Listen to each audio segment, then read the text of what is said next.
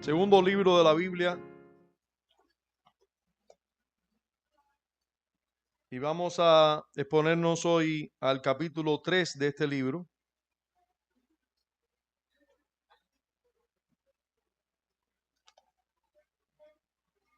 Éxodo capítulo 3.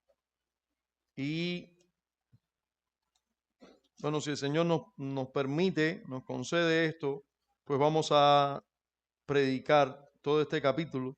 Aunque créanme que el capítulo 3 tiene material suficiente para una predicación. Realmente el tema del 4 es continuación del 3, es de estas porciones de las escrituras que creemos no debieron haberse separado nunca.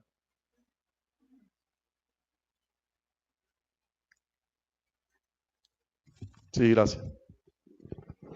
Es de esa porción de las escrituras que debieron estar unidas. Si usted se da cuenta, a partir del capítulo 4 sigue el dilema entre Dios y Moisés en ese llamado que recibió el gran libertador que Dios estaba preparando para liberar a su pueblo de Egipto. Vamos a leer los primeros versos del capítulo 3 de Éxodo, y dice así la palabra del Señor. Apacentando Moisés las ovejas de Jetro, su suegro, sacerdote de Madián, llevó las ovejas a través del desierto y llegó hasta Horeb, monte de Dios. Y se le apareció el ángel de Jehová en una llama de fuego en medio de una zarza.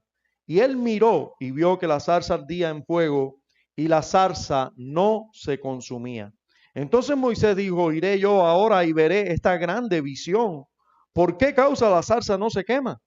Viendo Jehová que él iba a ver, lo llamó Dios de en medio de la zarza y dijo, Moisés, Moisés. Y él respondió, heme aquí.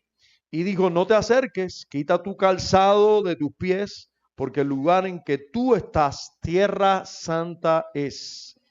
Y dijo, yo soy el Dios de tu padre, Dios de Abraham, Dios de Isaac y Dios de Jacob.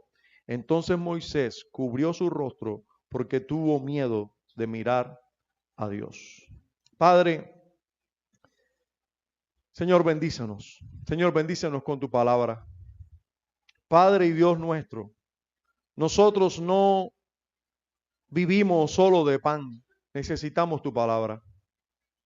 Necesitamos escucharte, necesitamos tener de ti, que sople de ti vida a través de tu palabra. Necesitamos que una vez más profetices sobre un valle de huesos seco y nos des vida, Señor, por medio de tu palabra. El mundo nos quita la vida. Este mundo trabaja incesantemente porque no tengamos tu vida. Satanás se encarga de entretenernos y tentarnos, hacernos caer de la verdad, Señor, pero tu verdad, Señor, es poderosa y sabemos que tu palabra puede penetrar a nuestro ser y cambiarnos, oh Dios. Háblanos en este día, concédenos escuchar tu voz y concédenos, a pesar del predicador, hablar poderosamente a nuestros corazones y ser transformados desde el predicador hasta los niños y las personas que nos visitan que aún no te conocen, puedan ser resucitados en este día por tu palabra. En Cristo te lo imploramos. Amén. Una de las verdades más gloriosas con las que podemos enfrentarnos es que Dios descienda a hablar con un hombre. Es que el Dios eterno, trascendente, el cual no se puede ver, se puede acercar a un hombre y hablar con un hombre. Una de las verdades más gloriosas es que Dios, que no quiso salvar a ángeles, aquellos seres superiores a nosotros, no fueron salvados por Dios todos los que se rebelaron. Sin embargo, le ha placido a Dios salvar a muchos hombres. Le ha placido a Dios incluso hacerse hombre. Hermanos, una de las verdades más gloriosas con las que podemos enfrentarnos en la revelación de Dios es que hoy mismo, hoy, la segunda persona de la divinidad tiene un cuerpo humano. Y no solo eso, sino que va a tener un cuerpo humano hasta la eternidad. Toda la eternidad, por siempre, tendrá un cuerpo humano.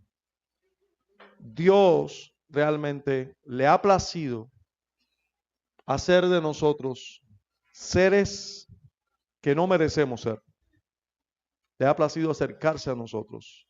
Y Dios soberanamente escogió un pueblo por medio del cual iba a hacer que el gran Salvador, el gran libertador del mundo entero, iba a nacer.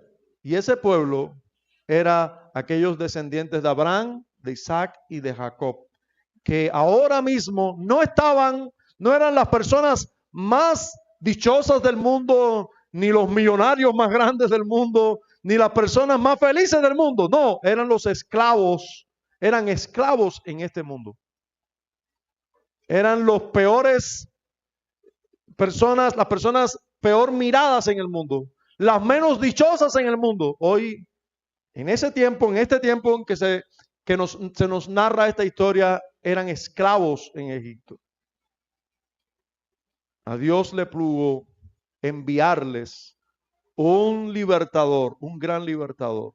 Vimos ya que Dios se rió de Faraón y todo su poder, y en medio de este plan macabro de Faraón, este plan que salía del mismo infierno, de matar a los niños hebreos y que no naciera más ningún hombre con vista humana de que no se reprodujera mucho el pueblo de Israel, pero con vista satánica de que no naciera el Salvador, que Dios se rió de Faraón e hizo que naciera Moisés, se criara en lo mejor de Egipto, con la mayor sabiduría que había en Egipto, en casa del faraón se crió.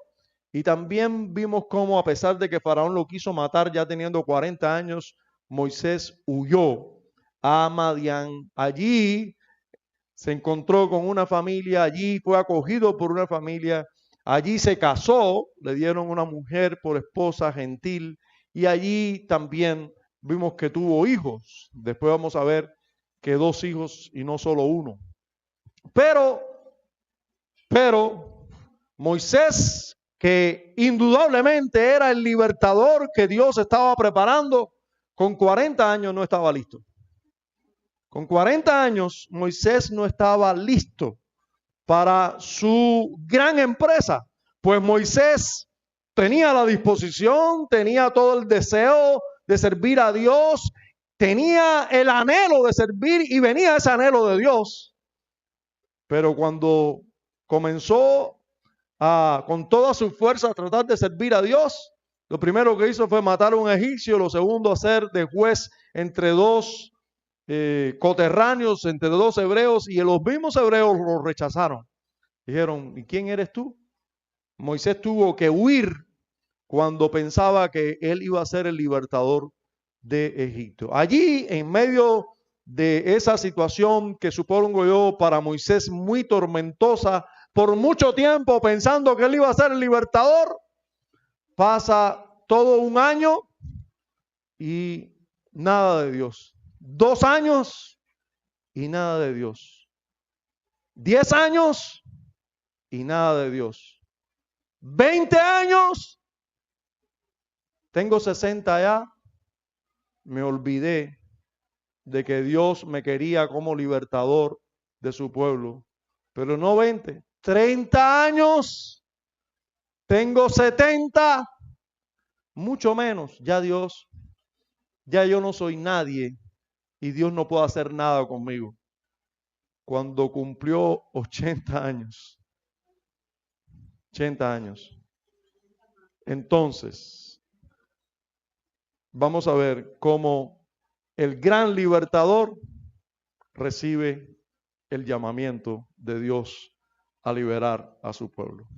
Y eso lo vamos a ver bajo varios títulos. En primero vamos a ver la revelación divina previa a ese llamamiento, varios subtítulos. Primero hay una revelación divina, ustedes van a ver previo a cuando Dios le dice, ve. Pero luego hay el llamamiento propiamente, en los versos del 10 al 15 vamos a ver el llamamiento y las primeras reacciones de ese libertador. Y en los versos ya del 16 al 22 vamos a ver las primeras instrucciones en el llamamiento del libertador. Entonces, ¿cómo Dios se revela previamente antes de hacerle el llamado a este gran libertador para enviarlo a esta gran misión? ¿Cómo Dios se revela ante él? Y usted pensará que esta pregunta que le estoy haciendo no es importante, pero créame que cuando usted mira las Escrituras, lo más importante que debe tener un hombre para servir a Dios es tener una correcta revelación de ese Dios. Repito, por si usted estaba pensando en la corriente cuando llegue, ay, que haya corriente cuando llegue a la casa para poder poner el arroz. No, si usted estaba pensando eso, se lo voy a decir. Lo más importante para un hombre servir a Dios y salir a servir a ese Dios y estar seguro que puede servir a ese Dios es conocer correctamente a ese Dios. Es lo más importante. No es tener sustento para servir a ese Dios, no es tener una buena casa o transporte para servir a ese Dios, es conocer a ese Dios.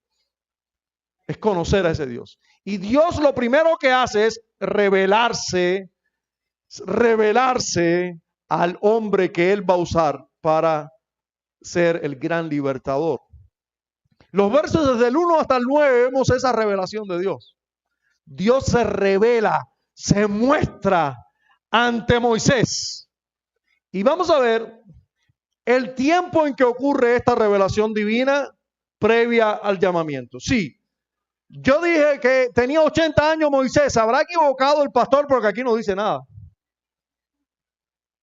Yo estoy de acuerdo con usted en que algunos deben haber pensado eso, porque en nuestra historia dice, aconteció, dice, apacentando Moisés las ovejas de Jetro, su suegro, sacerdote de Madián, llevó las ovejas.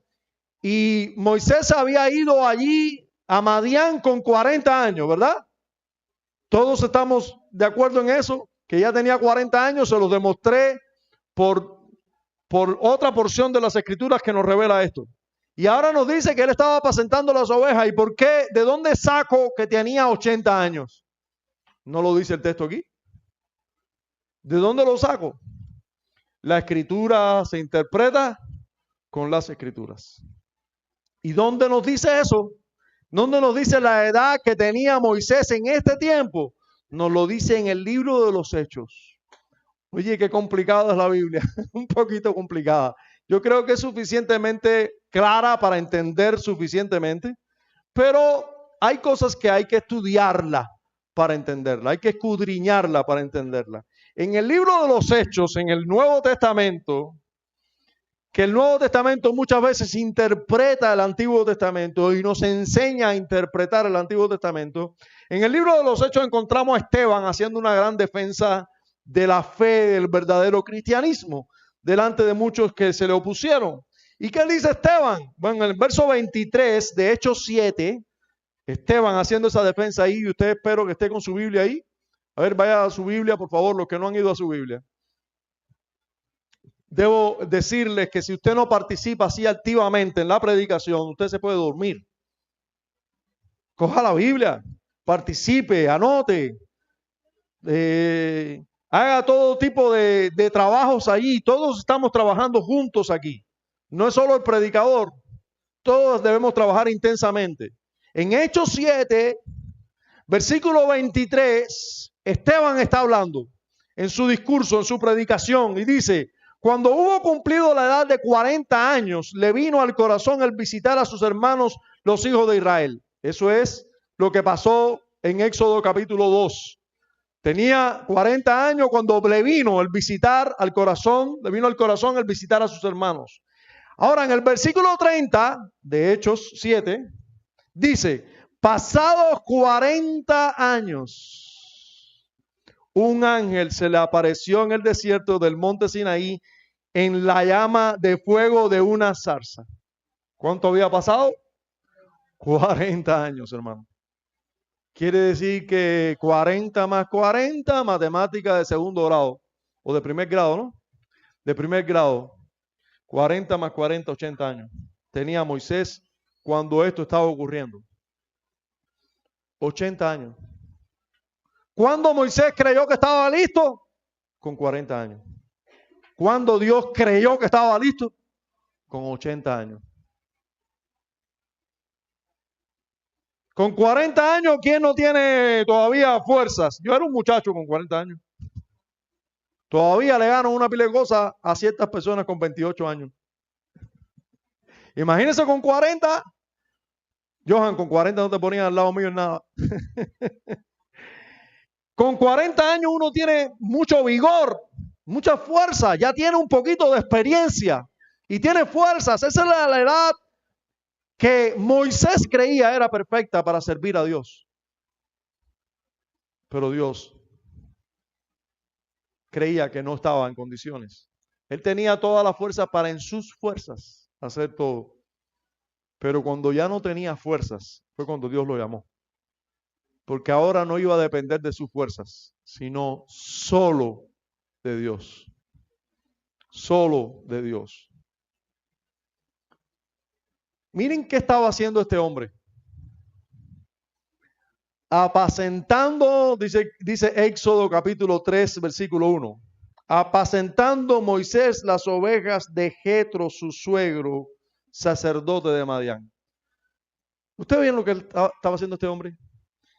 Este hombre preparado en el palacio de Egipto, con la sabiduría de todo Egipto, preparado en las mejores universidades de Egipto. ¿Sabe qué estaba haciendo? Pastoreando ovejas. Pero no pastoreando cualquier oveja.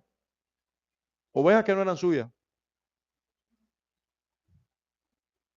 Este hombre tuvo el favor de su suegro de que lo recibiera en casa. Pero este hombre era un convicto. Había salido huyendo de Egipto porque había matado a un egipcio. Este hombre no llegó a casa un familiar. ¿Usted recuerda a Jacob cómo tuvo que servir a su suegro, primero por su esposa, después por la esposa, por otra mujer? Y así tuvo y se quejó porque lo trataron como un sirviente. Porque él era un familiar y debían darle parte de la dote, debían parte de la familia, poder criar esas ovejas y algún día tener ovejas propias. Pero Moisés nunca tuvo ovejas propias en casa de Jetro. Estaba pastoreando las ovejas de su suegro con 80 años. ¿Usted se imagina? Tener 80 años y no tener nada. ¿Se imagina? Tener 80 años y no tener nada. A veces el tener muchas cosas nos prohíben, nos impiden servir a Dios. El no tener nada o considerar no tener nada es ideal para servir a Dios. Moisés no tenía nada suyo. ¿Usted se imagina servir al Señor? ¿Cómo es? Tengo que servir al Señor, pero ¿y todo lo que yo tengo? Ponlo en las manos del Señor. ¿Qué hizo Bernabé? Vendió todo lo que tenía de ser un hombre rico. Vendió todo lo que tenía. Lo puso en las manos de los apóstoles y dijo, ahora mi vida es el Señor. Porque era un obstáculo. Las cosas que tenían eran un obstáculo para servir a Dios. A veces nosotros vivimos igual que el mundo, tratando de hacer un patrimonio. Usted sabe, ¿no? Claro que nadie se va a quedar con nada. O sea, o tú no te vas a quedar con nada, lo vas a dejar todo. Pero a veces vivimos igual que el mundo, creando un patrimonio, queriendo tener cosas y cosas. Y a veces esas cosas que tenemos son un obstáculo para nosotros servir a Dios como deberíamos servirle. Hermanos, que las cosas que Dios nos da, que son de Él, que sean siempre para Él. Y nunca van a ser entonces un obstáculo para servirle como Él quiera. Pongamos las cosas en manos del Señor. Son de Él. ¿Qué mejor que ponerlas a su servicio? ¿Qué mejor que ponerlas a su servicio? apacentando las ovejas de su suegro. Este hombre ya no era nada. Usted ve bien lo que dice el texto. Dice que él, vaya, se menciona su nombre porque se trata de él, la cosa. Él es el gran libertador. Se menciona su nombre, pero se habla de Jetro como el sacerdote de Madián. Pero él, ¿qué era? Nada.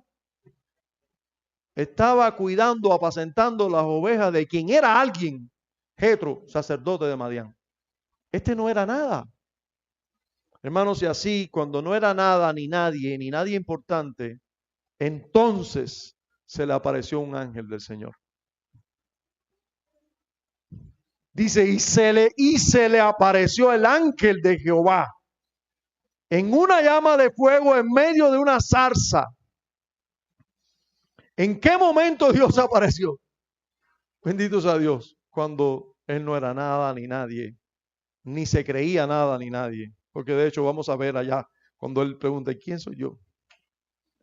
Hermano, vamos a ver también la forma estética de la revelación.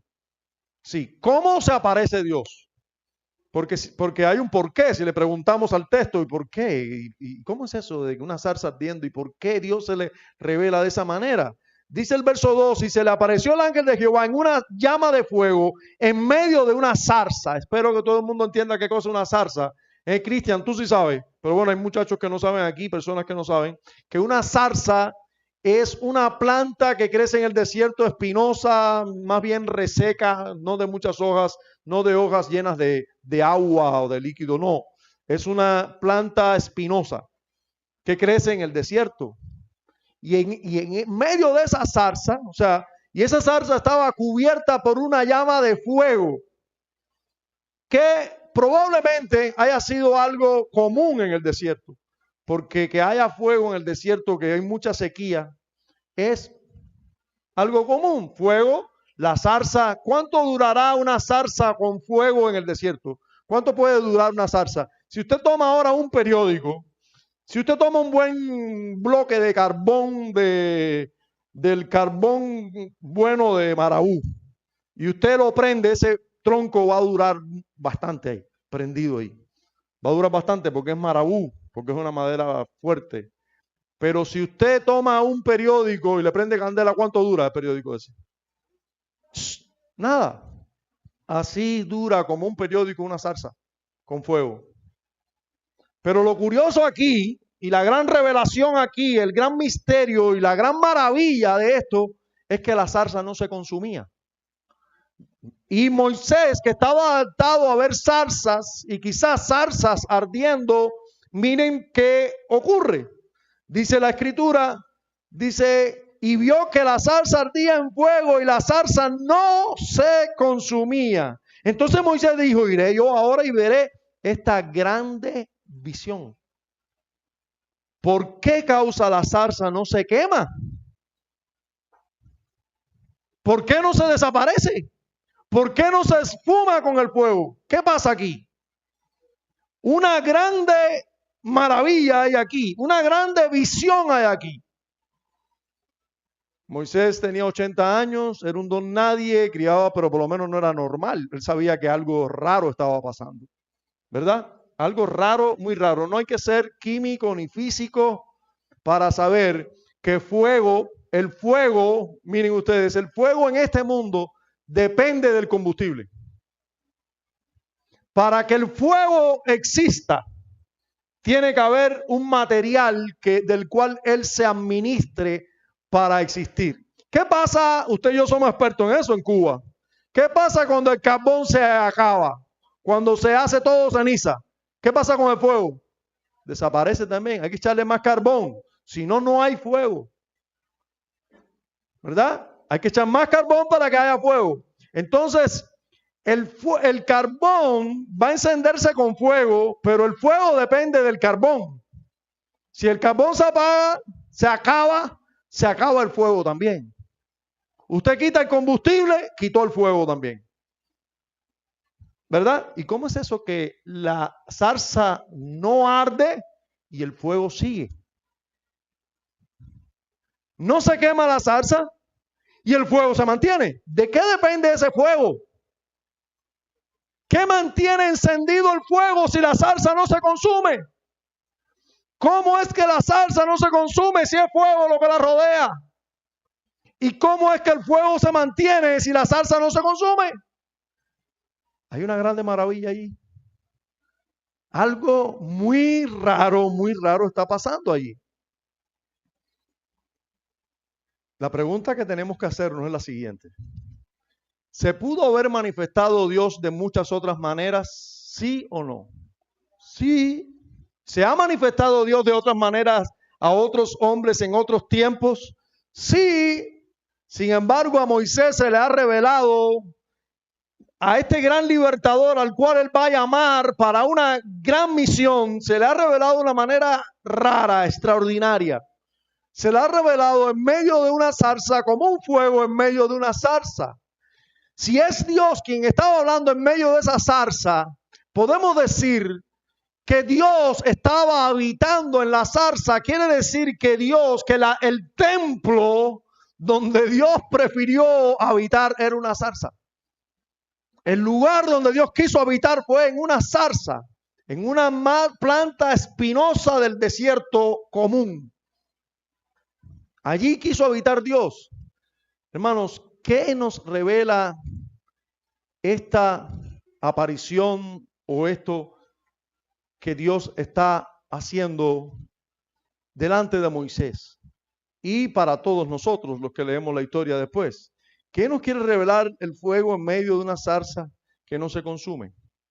Bueno, en primer lugar, nosotros tenemos que decir que la esencia misma de Dios y su carácter es un carácter puro y poderoso como el fuego. A veces las personas piensan que Dios es amor, ¿verdad? Pero hacen caso omiso de que también la Escritura nos enseña que Él es fuego consumidor. Dios es fuego. Sí, Dios es tan puro, abrasador y justiciero como el fuego. Pero además de esto, Dios es poderoso como el fuego. Pero además de eso, Dios se muestra autoexistente, porque Él no es cualquier fuego. Es un fuego que no depende de combustible. No depende de nada creado para Él existir. No depende de ninguna ley física de este tiempo o de este mundo para Él existir. Él es un fuego autoexistente. Él no depende del combustible para el fuego, para que exista el fuego como el fuego en este mundo. Él es más que eso. Él es autoexistente. Él no depende de nada. Tú y yo y todas las criaturas dependemos de algo para existir. Dios no. Él puede habitar y existir independientemente de si hay o no algo que da lugar a su existencia. Él está hablando de autoexistencia y autodependencia. Esa aparición le está diciendo a Moisés: yo soy el Dios que no dependo de nada para existir. Yo soy el Dios autosuficiente y autodependiente. Yo soy el Dios que da lugar a todo, pero no necesito de nada para existir. Ese es el Dios que se reveló a Moisés. Pero miremos por un momento también en qué lugar ese Dios se manifestó: en una zarza. ¿Y qué cosa es una zarza? ¿Por qué no escogió un roble? ¿Por qué no un cedro? ¿Por qué no una palma de esas lindas del desierto? Una palmera hermosa del desierto. ¿Por qué una zarza? ¿Por qué su templo? El templo que escogió para manifestarse es el peor, más insignificante y más feo de las plantas. ¿Por qué me escogió a ti, a mí y a ti para habitar? ¿Por qué a mí? ¿Por qué a ti? ¿Por qué no escogió personas tan maravillosas o hermosas o dichosas. ¿Por qué a ti y a mí? ¿Por qué a lo vil y menospreciado? ¿Por qué no hay tantos sabios entre nosotros, inteligentes y poderosos entre nosotros? Hermanos, porque así se exalta su gloria y su gracia. Dios, su templo, para manifestarse a Moisés, fue una zarza. Moisés ya era casi una zarza en el desierto. Moisés mismo ya era un hombre de 80 años, sin fuerzas, sin vigor, lleno de espinas. Y Dios le está diciendo, no importa que tú seas inservible, yo soy el Dios que habita en medio de la zarza. Históricamente, la iglesia ha sido una zarza donde Dios está habitando. En ese mismo momento, en ese mismo tiempo, Israel era un pueblo inservible, esclavo de una nación, en medio de gran tribulación, en medio del fuego, pero Dios estaba habitando en medio de ella. Israel era en cierta manera la zarza donde Dios estaba manifestando. Israel era en cierta manera aquella zarza donde Dios con su fuego la estaba purificando, limpiando, y no importa sus pecados o sus espinas, Dios habita en medio de ella. Hermanos, de cuánta gracia nos habla esa revelación. Dios habitando en medio de una zarza. Qué bueno que nosotros digamos, Señor, gracias, porque tú sabes que soy una zarza. No soy un roble fuerte, lindo, hermoso y perfecto. Soy una zarza en el desierto, pero a ti te ha placido habitar en medio de esta zarza. Qué bueno que eres ese Dios, que no escoges lo más lindo y perfecto y bueno para habitar en medio de él, sino que sabes quiénes somos nosotros y a pesar de eso, habitas en nosotros. Vamos a ver otras revelaciones previas al llamamiento. Esta es extraordinaria, gloriosa, pero hay otras revelaciones. Como por ejemplo, se revela como un Dios personal y cercano. Dios se revela aquí como un Dios personal y cercano. Moisés realmente con 80 años, viviendo en casa de un hombre importante, criando las ovejas de ese hombre importante, él ya no tenía ni nombre. Pero el Dios del cielo le dice, Moisés, Moisés. Hermanos, puede ser que hacía tiempo que Moisés no escuchara ni su nombre. ¡Ey! ¡Ey tú! El yerno de Jetro. Oye, ¡ey! Extranjero, tú eres el esposo de Séfora. Ah, ven acá. Oye, tú, egipcio. Pero Dios le dice, Moisés, Moisés. Hermanos, qué verdad tan hermosa que Dios nos conozca por nuestro nombre, que Dios nos conozca de verdad a nosotros. Nuestros nombres están escritos en el libro de la vida. Nuestros nombres están escritos en el libro de la vida. Hermanos, Dios nos conoce personalmente. Él es quien escribió nuestra historia. Él nos escogió antes de la fundación del mundo y nos amó antes de la fundación del mundo. En Cristo Él nos escogió antes de la fundación del mundo. Y nosotros podemos ser nada en este mundo. Podemos ser nada en este mundo. Pero para Dios somos su especial tesoro.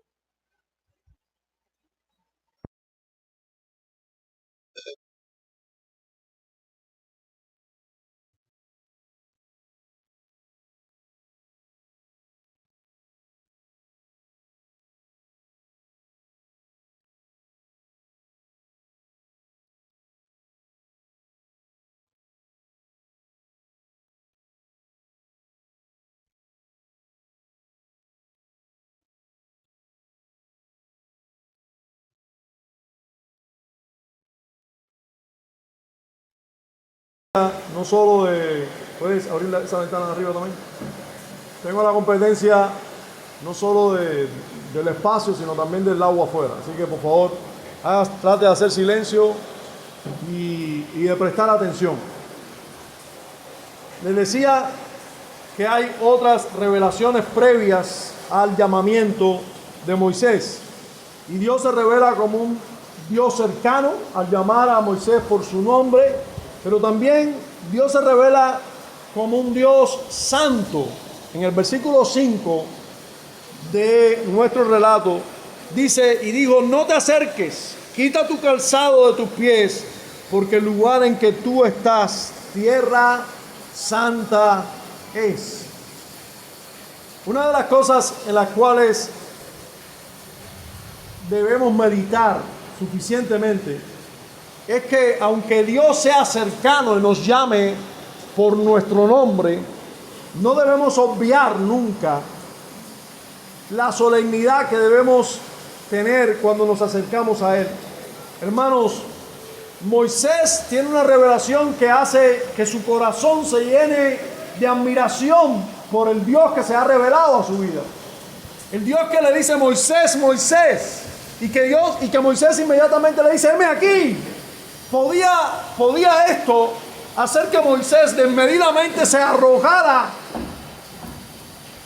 se precipitara corriendo encima de la revelación de Dios, porque Dios lo había mirado con un amor que él no se podía explicar. Le había dicho, Moisés, Moisés. Pero Moisés debía entender que el Dios que se estaba revelando a él, aunque era personal y cercano, era un Dios santo. Así que Moisés no debía correr y decirle, papito mío, como algunos por ahí piensan que le pueden decir a Dios. Él es mi papito lindo y me va a conceder todos mis deseos. Cuidado, Moisés, la tierra en la que tú estás acercándose es tierra santa, porque yo estoy aquí. Quita el calzado de tus pies. Hermanos, tú puedes recorrer toda la Escritura y no vas a encontrar en ningún lugar donde diga que Dios es soberano, soberano, soberano. Y Él es soberano. No hay ningún lugar donde diga que Él es justo, justo, justo. Y Él es justo. No hay ningún lugar donde diga que Él es amor, amor, amor. Y Él es amor. Pero sí vas a encontrar algún lugar en la Escritura donde diga que Él es santo, santo, santo. Porque aunque es verdad, Él es perfecto en todos sus atributos, nosotros debemos entender muy claramente que Él es un Dios santo. Y acercarse a Él lleva un ritual, implica que debemos acercarnos a un Dios santo. No es capricho de los cristianos reformados que la adoración a Dios debe ser solemne y como Él ordena.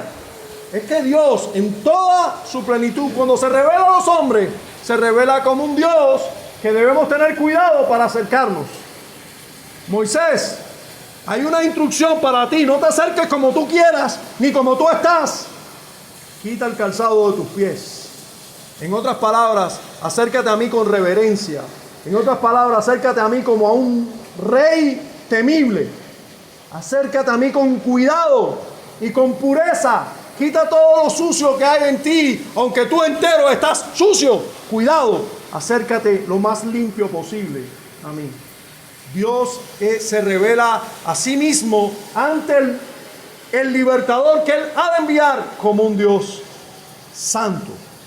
Pero también Él se revela como el Dios de la resurrección y de la vida. El Dios que trasciende la vida en este mundo. El Dios que no es solo el Dios de este mundo para hacernos bien. No, el Dios que en Él está el poder de la vida eterna. El Dios que cuando llama a una persona y salva a alguien y tiene pacto con alguien es para hacerle bien eternamente. No temporalmente, nada más. Y eso lo hace cuando le dice, yo soy el Dios de Abraham. Yo soy el Dios de Isaac y yo soy el Dios de Jacob. Puedes leerlo conmigo, versículo 6. Digo, yo soy el Dios de tu padre, Dios de Abraham, Dios de Isaac y Dios de Jacob. Entonces Moisés cubrió su rostro porque tuvo miedo de mirar a Dios. Hermanos, cuando Dios estaba diciendo, yo soy el Dios de tu padre Abraham, Isaac y Jacob, estaba diciendo, yo soy el Dios de seres vivos. Yo soy el Dios de Abraham, que está vivito y coleando. Yo soy el Dios de Isaac, que está vivito y coleando. Yo soy el Dios de Jacob. Hermanos, Dios no es Dios de muertos. Dios es Dios de vivos. Y eso sabe quién lo dice. El mejor de los maestros, el Señor Jesucristo. El Señor de Jesucristo interpretando este pasaje, este mismo pasaje. Y Él es el mejor de los intérpretes. ¿Usted quiere conocer un buen intérprete bíblico? Vaya donde está el Señor Jesucristo. Él interpretó muchos textos de las Escrituras y nos da a nosotros así las herramientas para interpretar correctamente las Escrituras. Él es nuestro Rey y nuestro Maestro por excelencia. Pues el Señor Jesús se narra esta historia en Marcos, en Mateo, en Lucas. En los 3 evangelios sinópticos se narra esta historia, como los saduceos que no creían en la resurrección de los muertos, le dicen, a ver, maestro, y le ponen un acertijo ahí, como si pensaban que el acertijo estaba muy difícil. Si una mujer ahora enviuda y luego viene otro hombre y se casa con ella, y luego viene hoy viuda otra vez y viene otro hombre y se casa con ella, la resurrección, ¿con quién se casará? ¿Con quién estará? Jesús le dijo, ustedes ignoran todo. Ignoran el poder de Dios, ignoran lo que ocurrirá en la resurrección. Ustedes ignoran el poder de Dios y no tienen fe para nada. Ustedes son unos estúpidos que no han creído en la Biblia. Ustedes no han creído en la revelación de Dios. Y les dice, ¿no leyeron? Cuando Moisés, Dios se le aparece en la zarza, dice, si usted lo quiere leer, dice en Marcos capítulo 12, les digo, también está en Lucas 20, pero en Marcos 12, versículos 26 y 27, tenemos la respuesta del Señor. Dice, pero respecto a que los muertos resucitan, ¿no habéis leído el libro de Moisés, cómo le habló Dios en la zarza, diciendo, yo soy el Dios de Abraham, el Dios de Isaac y el Dios de Jacob? Y luego el Señor Jesucristo interpreta correctamente, Dios no es Dios de muertos, sino de vivos, así que vosotros mucho erráis. Jesús interpretó correctamente el pasaje que tenemos delante de Éxodo.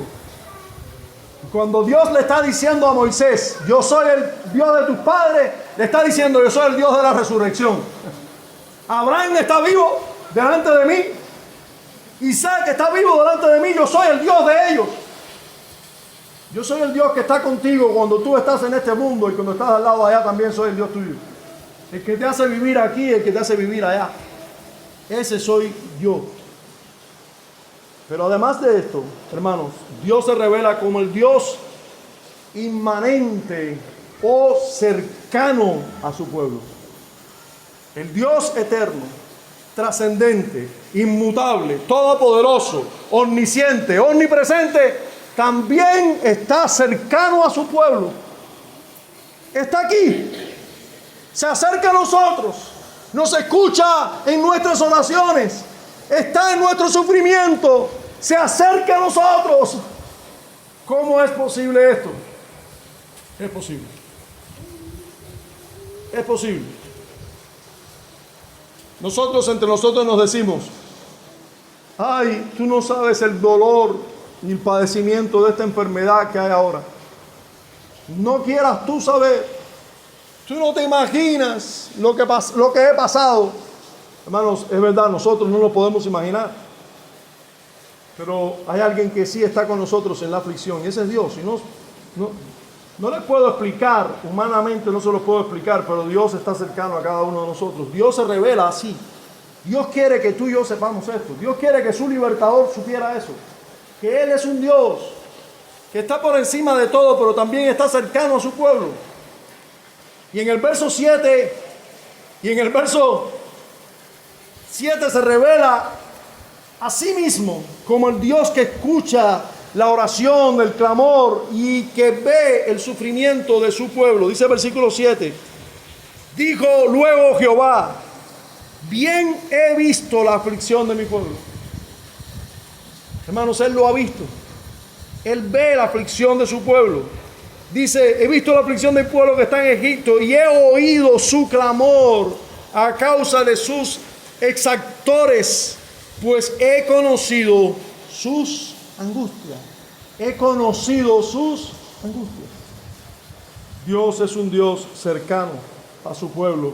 Él está en las aflicciones de su pueblo.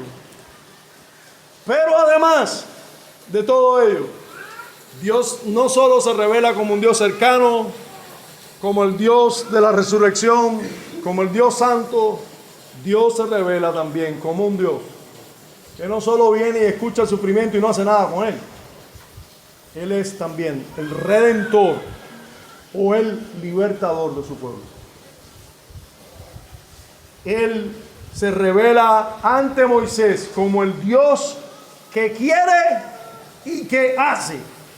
Redime y liberta a su pueblo. Hermanos, los versículos 8 y 9 nos hablan de ello. Dice, y he descendido, ¿para qué?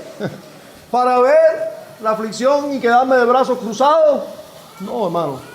He descendido para librarlos de mano de los egipcios y sacarlos de aquella tierra a una tierra buena y ancha. Ustedes saben por qué yo me río y me gozo aquí. Porque yo no solo estoy pensando en Egipto. Yo estoy pensando en la tierra que nos espera a todos nosotros. Hermano, Él nos va a liberar, nos va a sacar. Y si para los creyentes que viven en Londres no es tan glorioso salir de esta tierra y de estas aflicciones, hermanos, para nosotros la gloria es mayor. Aquí tenemos lucha contra el pecado y nosotros tenemos unas luchitas más que no tienen nuestros hermanos en Londres. Pero entonces la gloria va a ser mayor. Nos va a sacar. Sí, hermanos, ¿ustedes se creen que salir de aquí para el primer mundo nos libra de aflicciones? No, el asunto es que ustedes ahora no van a tener aflicciones que tienen ahora. Y muchas veces se van a encontrar hasta sin desear que el Señor venga. Sí, y eso es horrible. Eso es horrible porque es que usted se va a sentir quizás tan bien con cosas temporales y vanas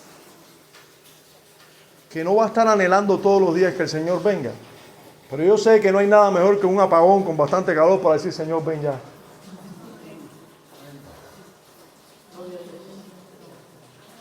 Pero en el primer mundo no hay nada mejor que tener todo, tener la disposición de escoger el canal de televisión que uno quiera y que finalice el día y tú digas, Señor, no he leído la Biblia en todo el día.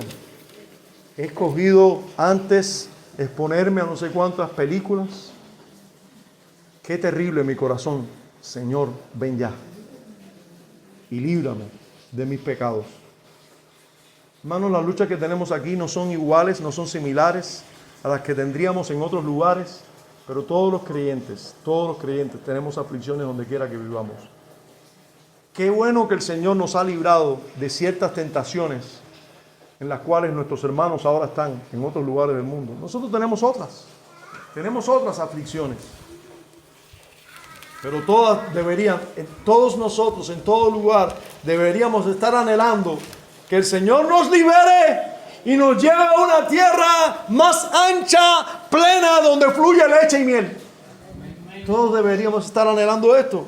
Yo soy el Dios que veo y que desciendo para liberar y sacarnos a aquella tierra, una tierra buena, en toda dimensión de la palabra buena y ancha, suficiente para todos, a tierra que fluye leche y miel. Hermanos, esto es sombra, solo sombra de lo que Dios tiene preparado para todo su pueblo. La tierra de Canaán es solo una sombra de la tierra gloriosa que nos espera a todos los verdaderos creyentes. Cosas que ojo no vio, ni oído oyó, ni ha subido a corazón de hombre. Son las que Él tiene preparado para todos los que le aman. Amén. Hermano, sigue diciendo el versículo 8, a los lugares del cananeo, del eteo, del amorreo, del fereceo, del heveo y del jebuseo. Allí les voy a dar tierra. Hermanos, y el versículo 9 dice, el clamor pues de los hijos de Israel ha venido delante de mí y también he visto la opresión con que los egipcios los oprimen. Dios es cercano y Dios es libertador. Dios es redentor y libertador de su pueblo. Y en el versículo 10 tenemos el llamado. Vamos a ver los versos del 10 al 15 bajo el subtítulo de llamamiento y primeras reacciones del libertador. Fíjense cómo se le da primero la misión del llamamiento, ir a Faraón y liberar a Israel. Verso 10, puede leerlo, por favor, seguir la lectura conmigo. Dios le dice, ven por tanto, ahora y te enviaré a Faraón para que saques de Egipto a mi pueblo, los hijos de Israel. Hermanos, 80 años, sin fuerzas, sin el mínimo sueño ya no había sueño aquí de nada. Ya aquí no quedaba nada. No tenía nada, ni tenía ninguna aspiración, ni sueño, ningún anhelo. ¿Cuánto daño hacen los sueños humanos? Yo quiero ser esto, yo quiero ser aquello. Ninguno quiere perder su vida por el Señor, pero sí tenemos muchos sueños y anhelos. Este ya no tenía sueño ni anhelo, era cuando servía. Cuando ya no tenía ninguna aspiración, ni sueño, ni deseo de ningún éxito. 80 años y no tenía nada. No, ya había perdido todo interés. Estaba en condiciones. Estaba en condiciones de servir a Dios. Ahora te voy a enviar a Egipto. ¿Cómo? A liberar a Israel. Israel, si ya yo ni me acordaba que Israel era mi nación. A esa hora fue enviado. Por supuesto, la reacción es muy humana y lógica. Versos 11 y 12 nos hablan de esa reacción. Entonces Moisés respondió a Dios, ¿quién soy yo para que vaya a Faraón y saque de Egipto a los hijos de Israel? ¿Quién soy yo? Yo no soy nadie. Me recordaste el nombre cuando me llamaste Moisés, Moisés. No soy nadie, soy un viejo de 80 años. ¿Qué podrás hacer tú con esto? Así, cuando ya piensas que no puedes, es cuando Dios más te puede usar. Cuando sabes que no puedes, cuando tú sabes que eres débil, es cuando Dios más puede usar un ser humano. Y así, en ese momento fue cuando llamó a Moisés y le dio esta gran misión. ¿Quién soy yo? Ahora, pero Moisés estaba equivocado totalmente. Porque él no era nadie, pero quien lo llamaba es todo. Él no era nadie, pero quien le dice, ve porque te voy a enviar a Faraón para que saques de Egipto, es el Dios que no le hace falta que la zarza tenga algún valor, porque Él puede habitar en medio de la zarza. Entonces yo soy quien te envío a ti. Y por eso Dios le responde de la manera que le respondió, versículo 12. Y Él respondió, ve porque yo estaré contigo. Tú no eres nada, yo estoy de acuerdo contigo.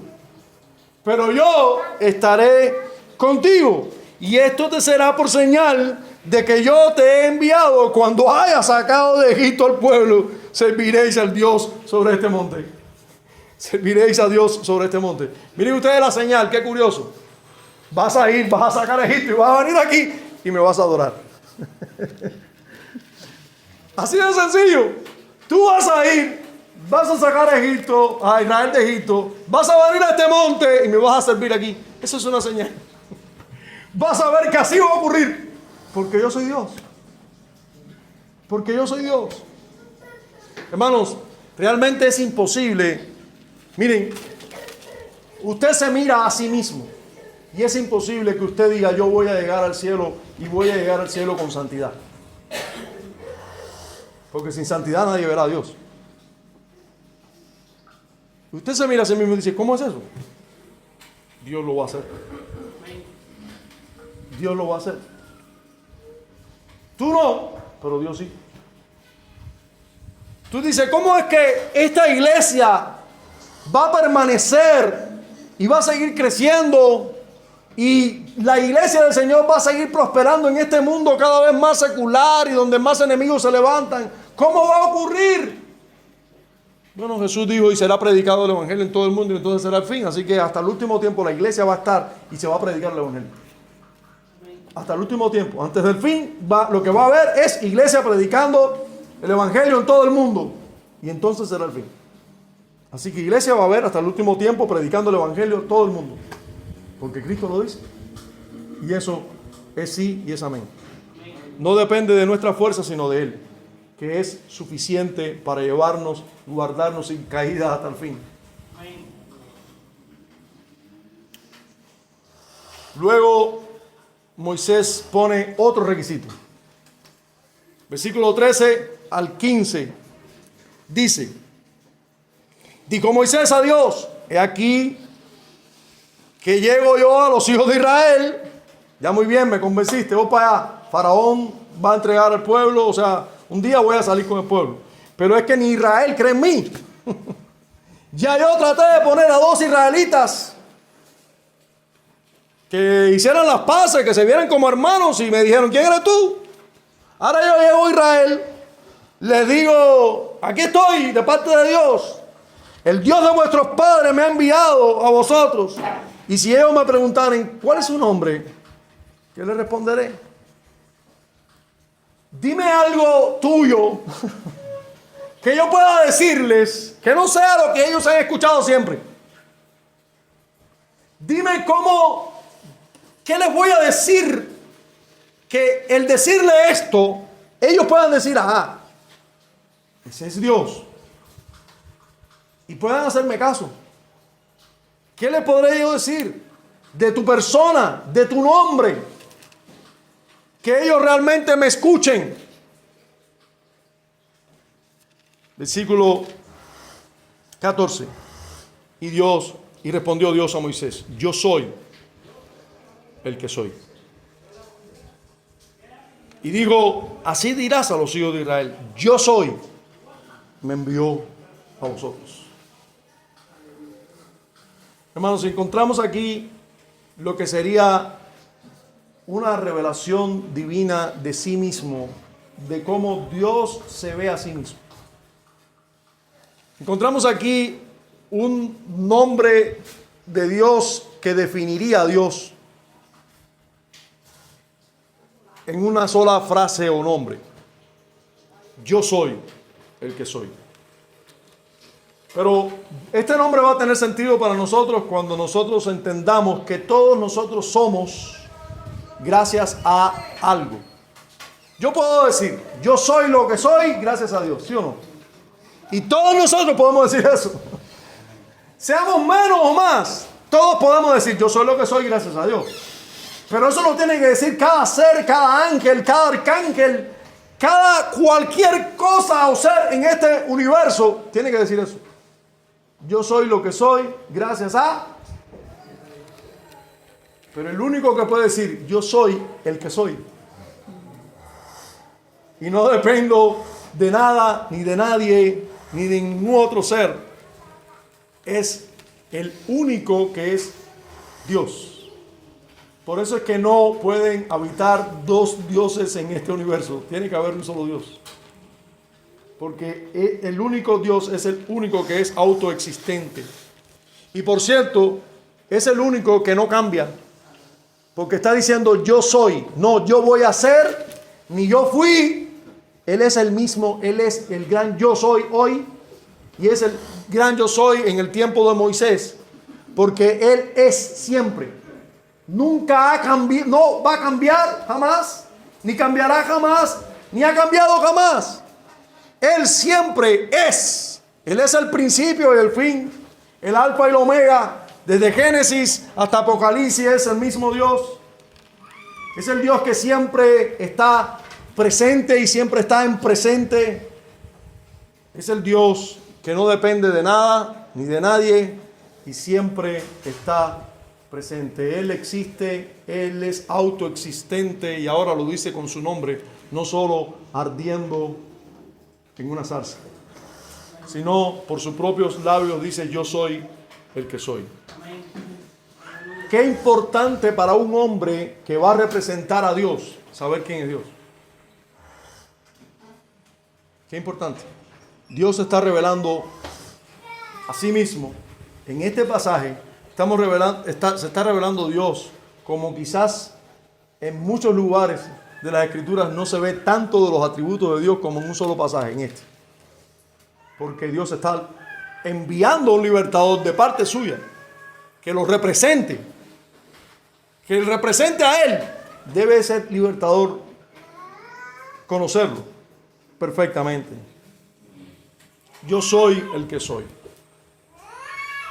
Pero en los versos del 16 al 22, y así termina este capítulo, dándole instrucciones Dios al libertador. Versículo 16 y 17 dice: irás primero a los ancianos de Israel y les dirás. Fíjense, lean por favor conmigo, siga la lectura. Dice: ve y reúne a los ancianos de Israel y dile: Jehová, el Dios de vuestros padres, el Dios de Abraham, de Isaac y de Jacob, me apareció diciendo: en verdad os he visitado y he visto lo que se os hace en Egipto.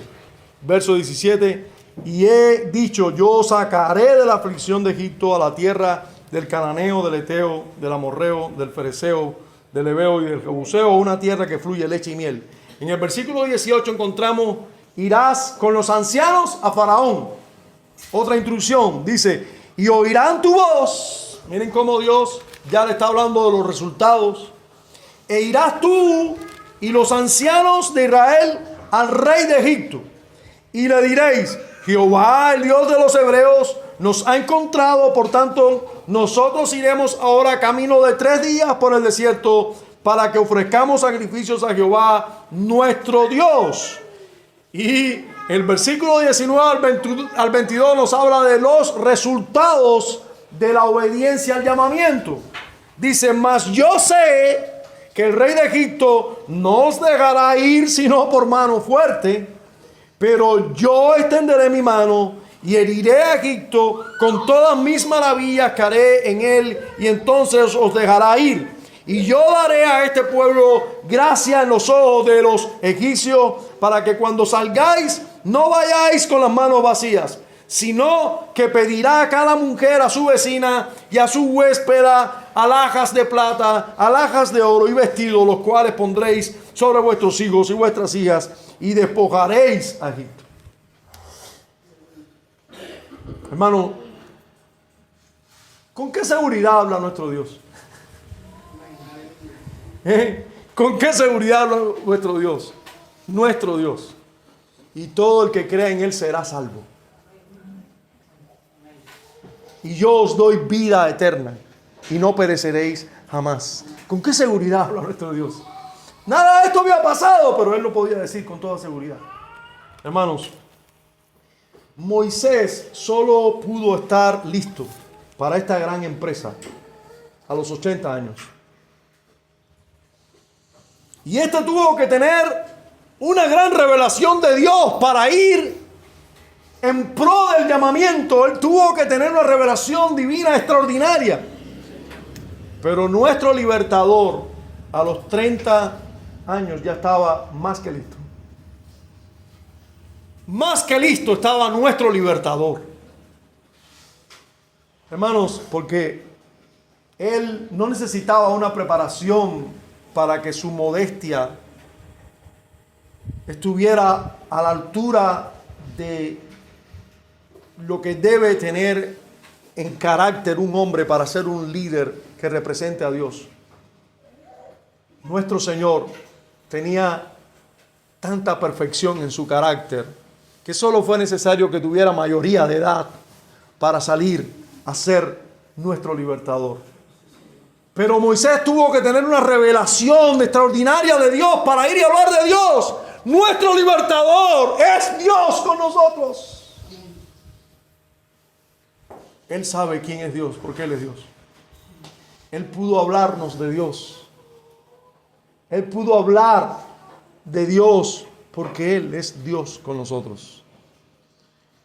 A Dios nadie nunca le vio jamás. El Hijo del Hombre le ha dado a conocer. La revelación de la zarza sigue siendo una realidad en nuestros días. Algo nos está diciendo esa zarza ardiendo a nosotros hoy. Dios sigue habitando en medio de una rama seca, sin importancia y llena de espinos. Una rama seca no muy importante en este mundo. Es el lugar donde Dios le ha placido habitar. ¿Qué es esta iglesia en Colón? Nada, una zarza ardiente. ¿Qué somos tú y yo en este mundo? ¿Salimos en primera plana en algún periódico? Nunca. Tuvieron que robar en este edificio para salir en la televisión. No somos nada importante. Las revistas por ahí de famosos, lo que salen son los famosos de este mundo. No salimos tú y yo. Nosotros seguimos siendo zarza ardiente donde Dios habita. Sí. Si el mundo supiera quiénes somos nosotros. Si el mundo supiera quiénes somos nosotros. Alguien dijo muy bien que nosotros estamos escondidos en Cristo Jesús. Y un día seremos manifiestos cuando Él se manifieste. Ese día el mundo quedará asombrado de lo que había en medio de Él y Él no lo apreciaba. Porque el mundo no aprecia lo que Dios ha hecho en nosotros. De hecho, no lo cree. Piensa que es mentira. Dice, estos son todos unos hipócritas. No son así nada, no pueden ser así. Ellos no pueden creer. No pueden creer que nosotros amamos de verdad. No pueden creer que nosotros podamos tener un matrimonio dichoso y bienaventurado. No pueden creer que nosotros realmente hagamos las cosas para Dios de verdad. No pueden creer. Esas son todas unas cantidades falsos. Es mentira, es hipocresía. Algunos están aquí, nos visitan y dicen, ahí lo que hay es una pila de hipócritas.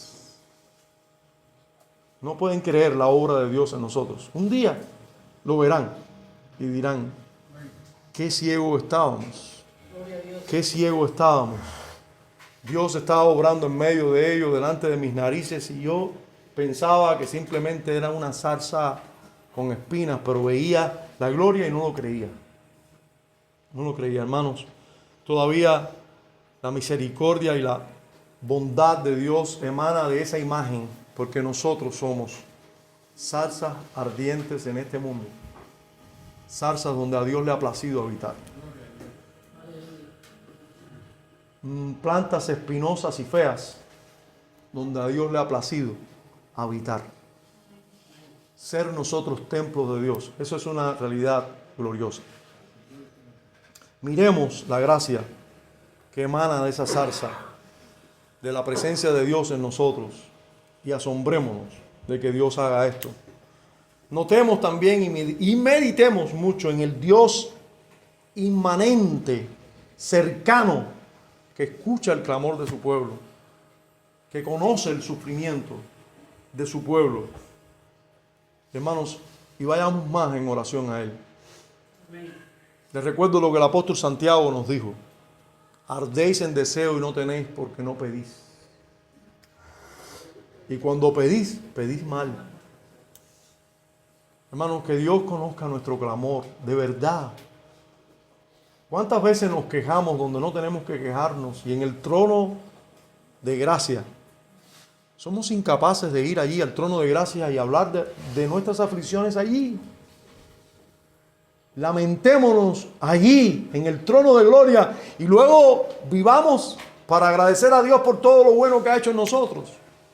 Pero si nos vamos a lamentar, que sea en el trono donde todos nuestros lamentos son recibidos de verdad y escuchados. Y creo que Dios hará algo cuando escuche nuestro verdadero clamor. Aprendamos también de nuestro mejor maestro, el Señor Jesucristo. Él nos enseña correctamente a interpretar las Escrituras. Él nos recuerda que Dios, hermano, no es un Dios que solo nos asiste en este tiempo, que nos puede dar cosas buenas para que las disfrutemos ahora, pero más que eso, Él es el Dios de Abraham, el Dios de Isaac, el Dios de Jacob. El Dios que llega a ser nuestro Dios para siempre y darnos vida eterna. Él es el Dios de la resurrección y de la vida. Hermano, nos espera. Nosotros somos o somos los más dignos de misericordia del mundo, o somos los más dichosos del mundo. Y lo que la Biblia dice es que tú y yo somos bienaventurados, dichosos. Todas nuestras maldades fueron perdonadas en Cristo. No hay condenación para nosotros. No hay condenación. Todas las cosas ayudan para bien. Nos está reservada una esperanza gloriosa para todos los que creemos y estamos en Cristo Jesús. Él es el Dios de la resurrección. Hermanos, si los judíos clamaban con desespero por la libertad de la esclavitud temporal, ¿cómo no debemos clamar nosotros por la esclavitud del pecado? ¿Cuántos estamos aquí, estamos en Cristo y tenemos pecados que vienen una y otra vez, se asoman cada cierto tiempo a nuestras vidas y nos tocan? ¿Qué estás haciendo con esos pecados? No hay mayor esclavitud que la esclavitud del pecado. Y Cristo vino a liberarnos de esa esclavitud. Y el pecado es muy, pero muy astuto. Satanás va a usarlo con astucia para hacernos caer, hacernos ver la falsedad como la mejor opción, la mentira como algo bueno. Todo lo que nos ofrece es vano, es mentiroso, es falso, pero nos lo pone como algo muy bueno. Y nos engaña una y otra vez. Y el pecado nos esclaviza. Nos esclaviza, no nos hace vivir en libertad, en gozo, en dicha, en vida plena. El pecado nos esclaviza y nos lleva a Egipto. Nos pone bajo tiranos. Nos pone bajo tiranos que nos hacen esclavizar una y otra vez. Si se oía el clamor de los judíos, ¿cómo no se va a oír el clamor nuestro? Porque el Señor nos libere de nuestros pecados. Hermanos, el Señor ha de escuchar nuestro clamor y nos va a liberar y nos va a llevar con brazo fuerte y extendido, nos va a sacar de la opresión de Faraón y nos va a llevar a una tierra amplia y ancha. Nos puede estar llevando ahora mismo y nos va a llevar para siempre. Un día con una victoria plena sobre el pecado, pero día a día nos puede estar llevando también. Basta que tu clamor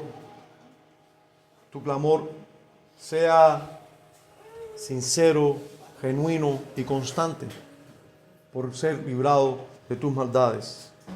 Y por último, quiero decirte que con la misma seguridad que nuestro Dios habló de la libertad de Egipto, así nos habla de la libertad, de la verdadera libertad y verdadera gloria de la tierra prometida. Sí.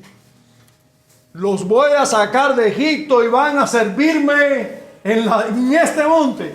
Hermanos, así mismo, Dios nos habla a nosotros. Nos va a liberar de Egipto y le vamos a servir en cielos nuevos y tierra nueva para siempre. Amén. Eso es una gran verdad que no estamos hoy disfrutando, pero vamos a disfrutar. Dios nos habla con esa seguridad y nosotros debemos recibirlo como algo segurísimo. Padre, gracias.